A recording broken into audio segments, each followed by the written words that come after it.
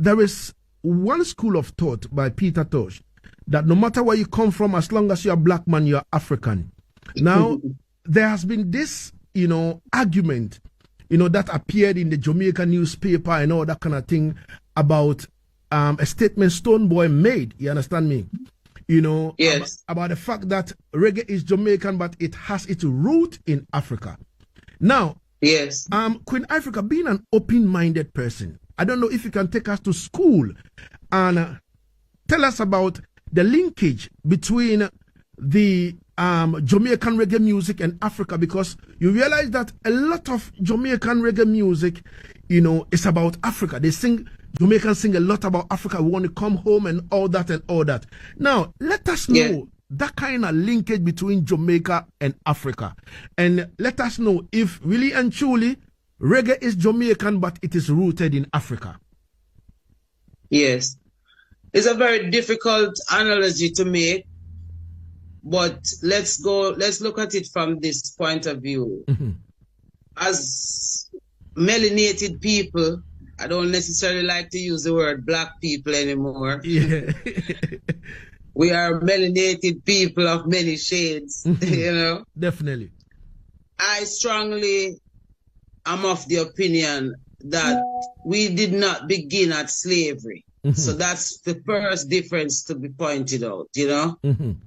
A lot of our ancestors that traveled out of Africa, especially even from Ghana, there, did not come into the Western world as slaves. We traveled free. Mm-hmm. Now, there's a certain effect that comes with the Jamaican approach to reggae music. Mm-hmm. And it had a lot to do with pain and suffering and gutter. We call it gutter music. Mm-hmm. It was the pain that was in the stomach of a lot of our elders or ancestors. That's how they were inspired to get into these studios and to get out of that feeling of that pain. It was the release that they had. So that ownership in terms of saying it is rooted in Africa, yes. None of our brothers and sisters that came across the waters came willingly through the transatlantic slave trade. They didn't come willingly. So all of that pain, that anguish, that resistance also came along. Jamaica is a very big cocktail of people that's here. You have Irish blood here, you have English blood, you have all the different places where they took our ancestors from and brought them onto this island and made it into what they call out of many one, but it was out of one many, and the one was the free people that was living, who came from our lands, our motherland, Africa, but they came freely. So I think that's where the disconnect happens, where you want to give kudos to the invention of the feeling, the patent. The patent would have come from the feeling that was happening in the making of these music. You know what I mean? It was what our ancestors were listening to, what made them move.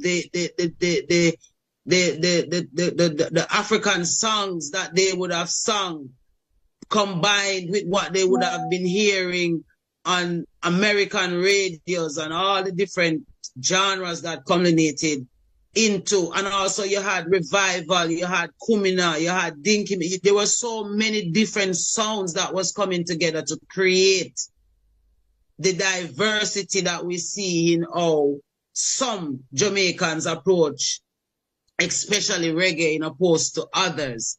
And so if you notice, as much as it is said that the music would have come from Africa to Jamaica, a lot of Africans would want to come to Jamaica to feel the difference in the connection, in the Lucky Dubes, in all of these other artists, that they wanted to feel the way a Jamaican artist felt when they were singing these songs.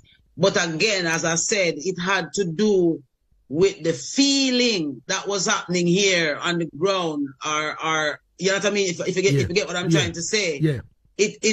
I think it's the difference in the emotional approach, in how the emotion was projected. That's what made the difference, you know? And so if it was created in that pain, then that's the patent. That's where, and if you notice even today in our music, the feeling is not there anymore because it has become now commercialized and people are not writing because of a true need for us to be free from slavery, to go home to our land where we came from. It's more about paying a bill or buying a car, or you know, so they have taken away the purpose in some sense of the word now. And that's why we see that there's also a struggle. So the ones in Africa who would have loved it for the fact that it would have helped to free Mandela out of prison, to free Zimbabwe out of bondage, you know, to bring that strength of standing up, resist against it. It's not who you are kind of thing. We're finding that they're trying to kill that now and to pull away and to commercialize and put rum and all these things around. And all the other agendas that they're pushing through the music now. So they're changing the channel. So it is upon Africa now to if we're going to say now that Africa is the root, then it is upon Africa now to really stand up and defend the root now. Definitely. You know, because if we're going to mimic what's happening coming out of Jamaica now, it's going to be a little difficult because it's compromised, very greatly compromised.